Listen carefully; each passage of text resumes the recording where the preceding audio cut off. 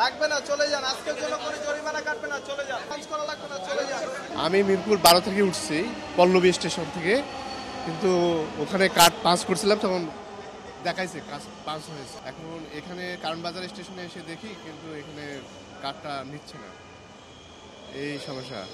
পরে আমরা বাইরে হয়ে চলে আসলাম, বলল এখানকার যে সার্ভিস আছে, সার্ভিসম্যান বলল যে এটা আসলে আজকে ফ্রি, আজকে কার্ড পাঁচ নেবে না, কোনো কারণ বলে নেই, শুধু বলেছে যে আজকে শুধু মানে মানে আজকে আপনাদের ফ্রি সার্ভিস। এটা আসলে এটা সুষ্ঠুভাবে চলাটা আমাদের এটা কাম্য, কিন্তু এটা আসলে কাম্য নয় যে মারধর করবে কেন।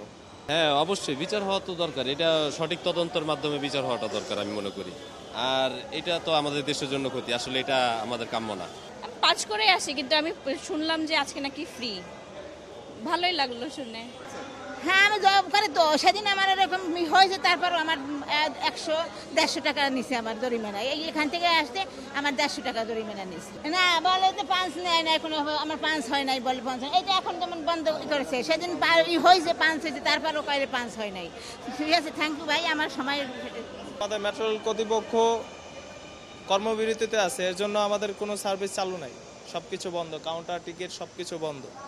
যারা পাঁচ করে আসতেছে তাদের কোনো আজকের ডেটে কোনো জরিমানা কাটা হবে না। আজকের জন্য সার্ভিস ফ্রি, চলে যান। এটা আমাদের কর্তৃপক্ষ জানে, আমরা সঠিক বলতে পারি না। চলে যান, আজকের ফ্রি, চলে যান, সার্ভিস ফ্রি। আমাদের না, আমাদের নিয়ে কোনো ঝামেলা নাই, হয়তো আমাদের টিকিট কাউন্টার কর্তৃপক্ষের সাথে কোনো ঝামেলা হয়েছিল, এই কারণে হইতে পারে। কোম্পানি না দিলে তো সবার হাত আছে বন্ধ রাখার, টিকিট ছাড়া কে যাওয়া যায়? তো আজকের জন্য সার্ভিস ফ্রি কেন তো স্যার জানি না আমরা, আমাদেরকে স্যার বলছে, কন্ট্রোলার স্যার, আমাদের তাই বলতেছি।